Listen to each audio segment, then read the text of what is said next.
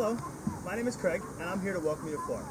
To tell you a little bit about myself, I moved here from Philadelphia a little over 3 years ago. The main reason for moving here was family, but some of the perks of living here is the wonderful weather, fine beaches, exciting theme parks, and extravagant wildlife. Now, I know most of you are probably here to visit our wonderful beaches and to see Mickey at Disney, but one of my favorite attractions are the manatees.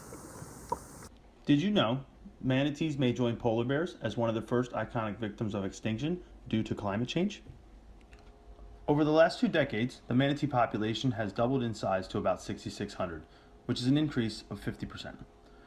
Part of the reason for the increase in the amount of population, including deaths, is the researchers' ability to be able to accurately count the number of manatees in population versus those that are dying.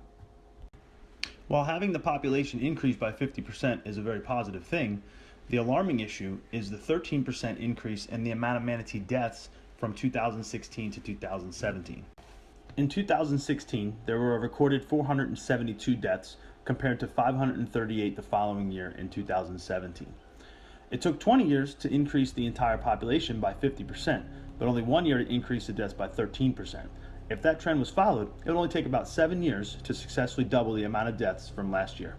The major cause for the sudden increase in manatee deaths is the manatee's exposure to what's called cold stress. Cold stress is a very serious condition that occurs when the body can no longer maintain a normal temperature.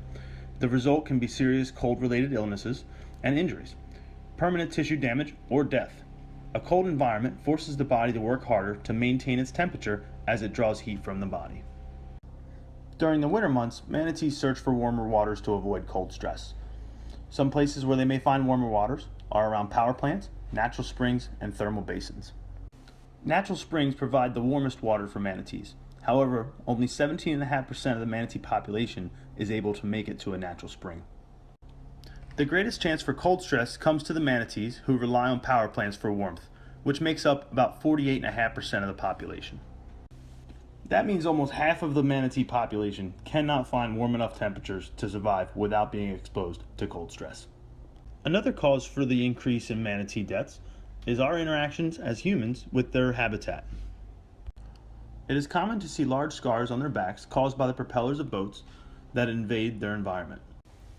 During the peak season, it is common for there not to even be enough room for the manatees to swim because of all the boat traffic. Three Sisters Springs is a popular place for manatees to go during the winter because it provides warm water. Because so many manatees travel there looking for warm waters, it has become a desirable tourist location for people to view the manatees. It's been said that Three Sisters Springs doesn't look like much of a wildlife refuge on a typical winter weekend, but more like a frat party, with party barges crowding the rivers and loud music playing and partying going on where the manatees live.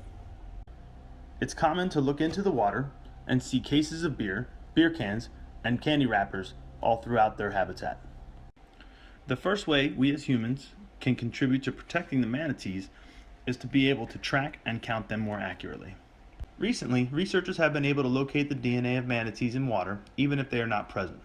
If researchers can continue to locate the DNA of these manatees, they can locate the hard-to-reach places that manatees congregate, as well as map the travel corridors that the manatees migrate through.